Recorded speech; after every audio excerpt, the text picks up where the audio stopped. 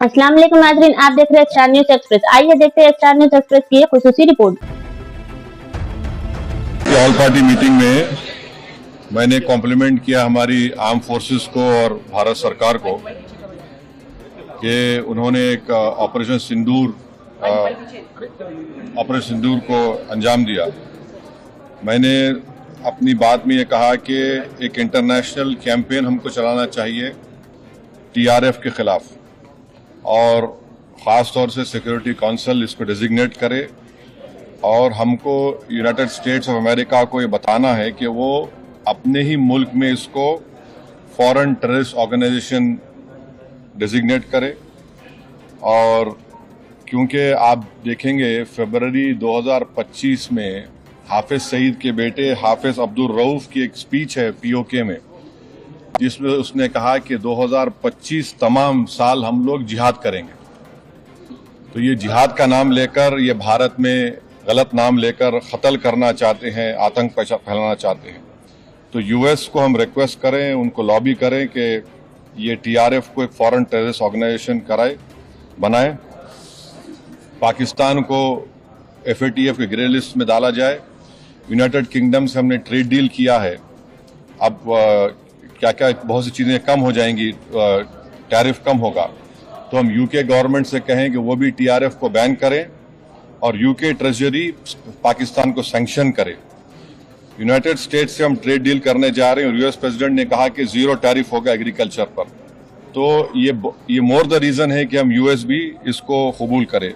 अब कश्मीर में गवर्नमेंट के पास एक बहुत सुनहरा मौका है, तारीखी मौका है कि वो यकीनन पाकिस्तान को कन्फ्रंट करें, मगर कश्मीरियों को अडॉप्ट करें। आप कश्मीरियों को खरीब करें। और ख़ास तौर से मैंने कहा कि जो पूंछ में जो लोगों की मौत हुई, सिविलियन लोगों की, और उरी में जो लोग ज़ख्मी हुए, जिनके घर को नुकसान पहुंचा, गवर्नमेंट उनको टेररिस्ट विक्टिम का ऐलान करे, क्योंकि पाकिस्तान शेलिंग में उनकी मौत हुई है, और सिक्योरिटी रिलेटेड एक्सपेंडिचर के तहत मरने वालों को एक्सग्रेशिया दी और सरकार उनका घर बना के दे। और मैंने कहा कि साउथ कश्मीर में गवर्नमेंट को बहुत एहतियात से काम करने की ज़रूरत है, वहाँ के यूथ को हमको खरीब करना है।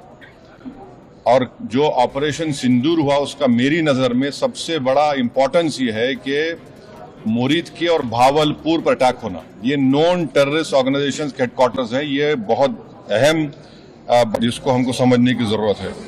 मिलिट्री स्ट्रेटेजी वाइज आप देखेंगे अब हमारे देश के लिए 2 फ्रंट पे हॉस्टिलिटी होगी, LAC और LOC पर। इसलिए कि जब 16 में उरी हुआ, 2019 में हम बालाकोट किए, आज हमारी 50,000 फौज गलवान और पे बैठी हुई है। तो ये 2 फ्रंट हॉस्टिलिटी को हमको देखने की ज़रूरत है। चाइना से हम इतना एक्सपोर्ट कर रहे हैं, इंपोर्ट से ज़्यादा चाइना से इतना इंपोर्ट कर रहे हैं, एक्सपोर्ट से ज़्यादा हो रहा है। तो हम चाइना पर भी इम्प्रेस करें कि वो पाकिस्तान को, टीआरएफ को, जितने टेररिस्ट वांटेड हैं इंडिया, उसको हवाले करें।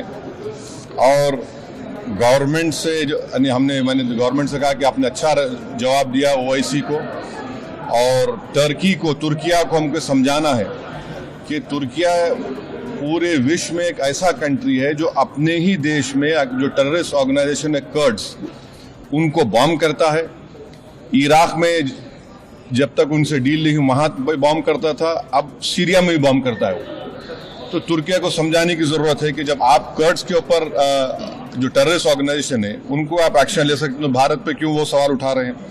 और हमने कहा कि ये आज पाकिस्तान इसको और एस्केलेट ना करे। इस सिलसिले में आज ईरानियन फॉरेन मिनिस्टर दिल्ली में है, सऊदी फॉरेन मिनिस्टर भी दिल्ली में है।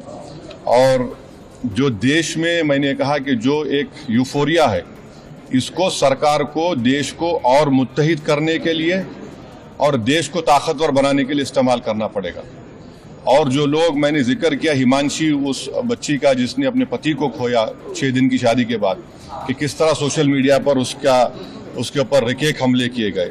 और आखिर में मैंने कहा कि न्यूयॉर्क टाइम्स, रॉयटर्स और CNN ने एक कहा कि बठिंडा में एक रफाल गिरा है, वो सही है गलत है हम नहीं जानते, मगर हमने एक गवर्नमेंट से कहा कम से कम इंडियन एयरफोर्स को आप कहिए कि उसको डिनाई करे, ताकि हमारे आर्म फोर्सेस का मोराल और उनके रेपुटेशन में कोई कमी ना आए। Thank you.